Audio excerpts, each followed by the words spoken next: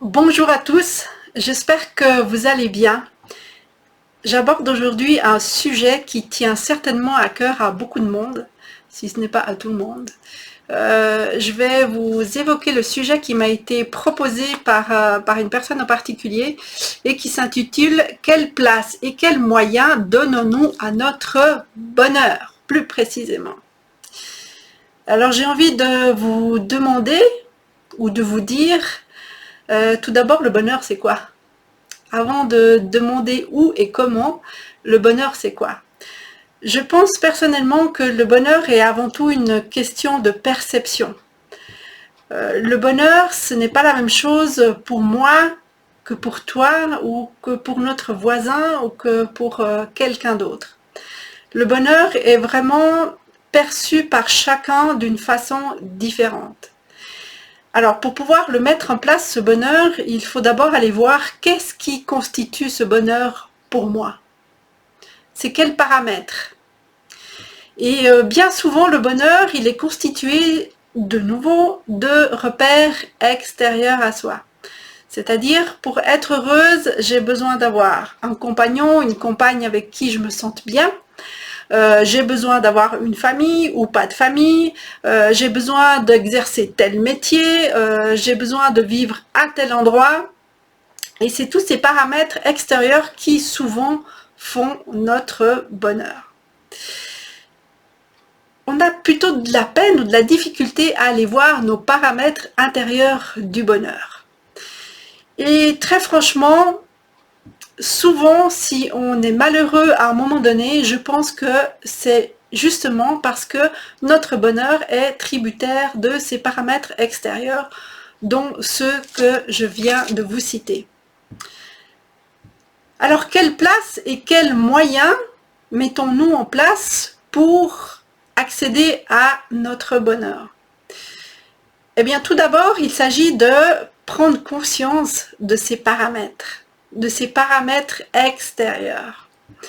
Et si vraiment on a envie de mettre en place quelque chose pour accéder au bonheur, j'aurais envie de vous dire, allez à l'intérieur de vous. Parce que les paramètres extérieurs, ils peuvent changer à tout moment. Et c'est ça qui vous plonge dans l'inconfort. C'est vraiment souvent ça qui vous plonge dans l'inconfort, dans les difficultés, voire dans le malheur ou dans tous les cas dans le manque de bonheur. Alors vous allez me dire, oui, mais à l'intérieur, on a aussi des humeurs, des choses qui changent. Oui, mais si vous allez vraiment, vraiment au fond de vous, au noyau de vous-même, que vous apprenez vraiment à vous connaître, à vous défaire de toutes vos croyances, de tout ce qu'on a pu vous dire ou vous enseigner quand vous étiez petit, ou même dans la société d'aujourd'hui. Parce que souvent, le bonheur venant de notre famille, qui est très certainement bien intentionné, mais le bonheur, ce sera faire un bon métier où tu vas bien gagner ta vie, hein, où tu pourras vivre dans une belle maison, être bien, et puis fondre une famille, hein, parce que c'est ça la norme dans la société. Donc, de nouveau, le bonheur, comme on l'a appris dans notre société d'aujourd'hui, il est comme on dit, j'ai le mot en italien qui me vient.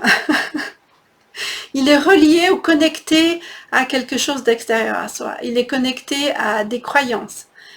Tu vas pouvoir être heureux si tu gagnes bien ta vie parce que gagner sa vie, hein. Parce qu'il faut avoir beaucoup d'argent pour être heureux. Ou il faut avoir une famille, être bien soutenu dans sa famille, il faut vraiment être bien entouré pour être heureux. Tous ces paramètres-là, même s'ils ne sont pas inutiles, hein, je ne suis pas en train de vous dire qu'il ne faut pas gagner beaucoup d'argent dans votre métier, ni être entouré de sa famille, ni d'autres choses encore. Mais ces paramètres, s'ils viennent tout à coup, pour une raison ou pour une autre, à disparaître, ça vous met vraiment dans un inconfort très inconfortable et dans un manque de bonheur, dans une situation difficile. Donc vraiment, l'important, c'est d'aller voir à l'intérieur de soi quelle est l'éducation que j'ai reçue, quels sont les messages que j'ai reçus. et de faire un grand balayage de toutes ces idées reçues, hein, de ce qu'on appelle des croyances limitantes. C'est aussi aller voir là où j'ai eu dans mon passé des problèmes, où j'ai été en inconfort, et aller y voir de plus près, vraiment d'y mettre le nez pour voir qu'est-ce qui s'est passé, qu'est-ce qui a fait que à ce moment-là j'étais dans une problématique ou dans un inconfort, et d'aller prendre acte. Ok, à ce moment-là j'étais comment à l'intérieur de moi. Ok, bien sûr qu'il y avait les situations extérieures qui ont provoqué, mais ces situations extérieures, elles ont provoqué un manque de bonheur à l'intérieur, un manque d'harmonie, un manque de tranquillité, un manque de calme qui ont fait que je me suis sentie malheureux, ou en tout cas pas heureux, pas heureuse, pas heureux. Donc c'est ça, le bonheur, pour le mettre en place, c'est vraiment se donner le temps et les moyens nécessaires pour aller voir à l'intérieur et pour voir quels sont les paramètres que j'attribue à mon bonheur, mais les paramètres intérieurs. Ces paramètres intérieurs, une fois que vous les aurez définis, quelles sont vos valeurs, qu'est-ce qui vous fait vraiment vibrer pour être dans le bonheur, à partir du moment où vous vibrez vraiment ce qui est à l'intérieur de vous, quels que soient les paramètres extérieurs, quelles que soient les difficultés qui se présentent à l'extérieur, vous perdez votre travail, vous avez une rupture dans votre couple, voilà, quelle que soit la rupture à l'extérieur de vous qui se présente, à partir du moment où vous avez pris acte de ces paramètres de bonheur intérieur, vous pourrez faire face à toutes les situations.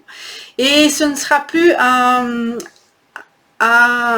manque de confort, ce ne sera plus un problème, ce ne sera plus un malheur qui vous arrive, mais vraiment juste une situation.